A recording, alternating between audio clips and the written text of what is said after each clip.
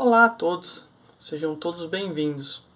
Vamos começar mais uma vez o Evangelho no Lar, que é feito pela equipe da Casa dos Espíritos e do Recanto do Vovô Antônio.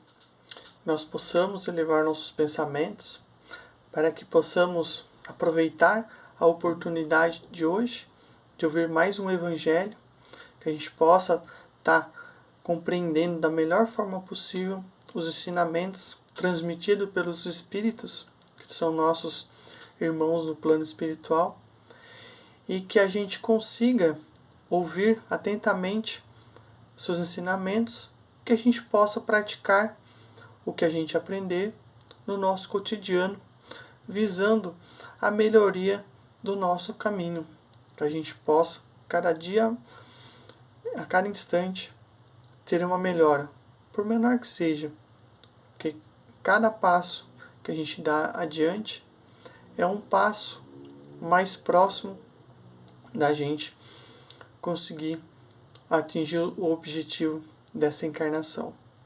Então, agradeço a todos que estão nos ouvindo e que possamos ter uma excelente leitura, um excelente trabalho no dia de hoje. Muito obrigado. Olá, vamos dar sequência ao estudo das questões que nos fazem refletir sobre o retorno à vida corporal. Constam do capítulo 7 do Livro dos Espíritos. As questões hoje referem-se às faculdades morais e intelectuais. 361. De onde vêm para o homem suas qualidades morais, boas ou más? São as do espírito que está encarnado nele. Quanto mais o espírito é puro, mais o homem é levado ao bem. Parece resultar disso que o homem de bem é a encarnação de um bom espírito e o homem viciado a de um mau espírito? Sim, mas dize antes que é um espírito imperfeito.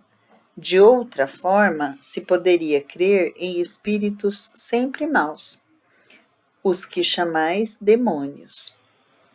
Qual o caráter dos indivíduos nos quais se encarnam espíritos travessos e levianos? De estouvados, espertalhões e algumas vezes malfazejos. Os espíritos têm paixões que não pertencem à humanidade? Não. De outro modo, eles vô-las teriam comunicado. É o mesmo espírito que dá ao homem as qualidades morais e as da inteligência? Seguramente é o mesmo, e isso em razão do grau que alcançou. O homem não tem em si dois espíritos. Com essas questões iniciais, podemos considerar que os espíritos que encarnam aqui no nosso planeta são aqueles que se encontram com a mesma vibração em afinidade com o planeta. Então, são espíritos que necessitam aparar arestas, pagar dívidas, reencontrar pessoas para quem fizeram mal, corrigir erros do passado, enfim, espíritos em evolução, espíritos sofredores, espíritos que se encaixam adequadamente com o mundo de provas e expiações como é o nosso planeta.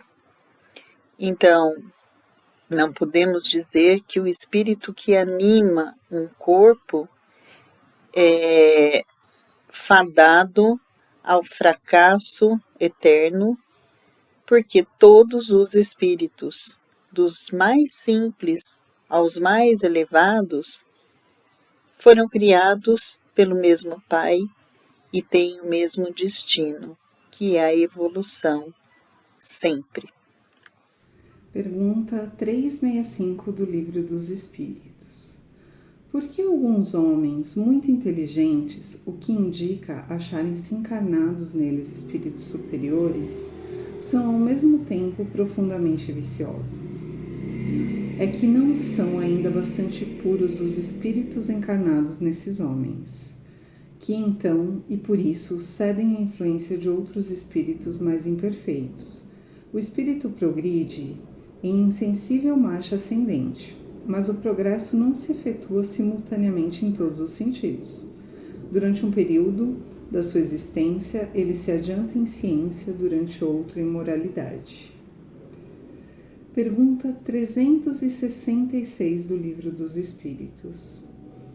Que se deve pensar da opinião dos que pretendem que as diferentes faculdades intelectuais e morais do homem resultam da encarnação nele de outros tantos espíritos, diferentes entre si, cada um com uma aptidão especial? Refletindo, reconhecereis que é absurda. O espírito tem que ter todas as aptidões. Para progredir, precisa de uma vontade única. Se o homem fosse uma amálgama de espíritos, essa vontade não existiria e ele careceria de individualidade, pois que, por sua morte, todos aqueles espíritos formariam um bando de pássaros escapados da gaiola. Queixa-se a miúde o homem que não compreender certas coisas, no entanto, curioso é ver-se como multiplica as dificuldades, quando tem ao seu alcance explicações muito simples e naturais. Ainda nesse caso, tomam efeito pela causa. Fazem com relação a criaturas humanas o que, com relação a Deus, faziam os pagãos que acreditavam em tantos deuses quanto eram os fenômenos do universo. Se bem que as pessoas sensatas, com eles coexistentes, apenas viam em tais fenômenos efeitos provindos de uma única causa: Deus.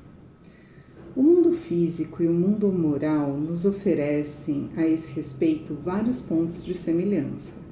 Enquanto se detiveram na aparência dos fenômenos, os cientistas acreditam fosse múltipla matéria. Hoje, compreende-se ser bem possível que tão variados fenômenos consistam apenas em modificações da matéria elementar única. As diversas faculdades são manifestações de uma mesma causa, que é a alma, ou o espírito encarnado, e não de muitas almas, exatamente como os diferentes sons do órgão, os quais procedem todos do ar e não de tantas espécies de ar.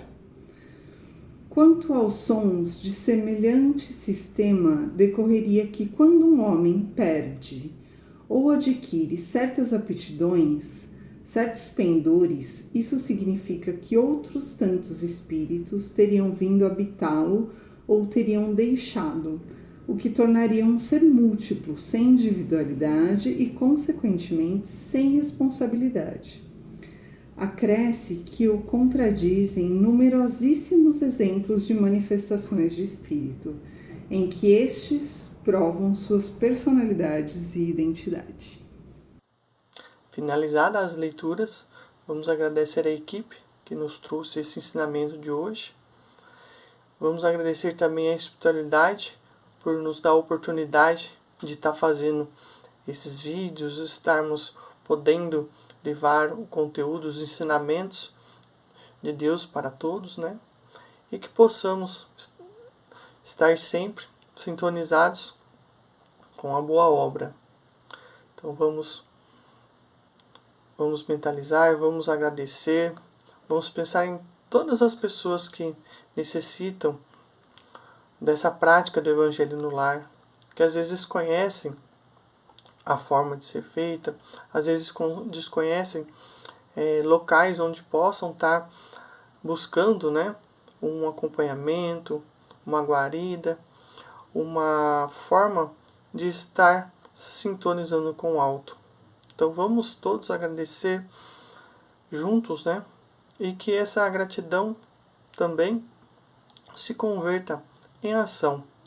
Que possamos praticar os ensinamentos do Cristo junto às pessoas próximas, junto às pessoas do trabalho, com todo aquele que estiver ao nosso redor. Só assim a gente vai poder trazer de fato os ensinamentos de Cristo para o nosso dia a dia. E há muitas formas disso serem feito. Isso pode ser feito através das palavras, pode ser feito pelos nossos gestos, pode ser feito através do resultado do nosso trabalho. Mas o que mais importa é a gente fazer sempre isso de coração, que a gente possa mostrar a todos a luz do Cristo e que esse ilumine o caminho de todos nós. Muito obrigado.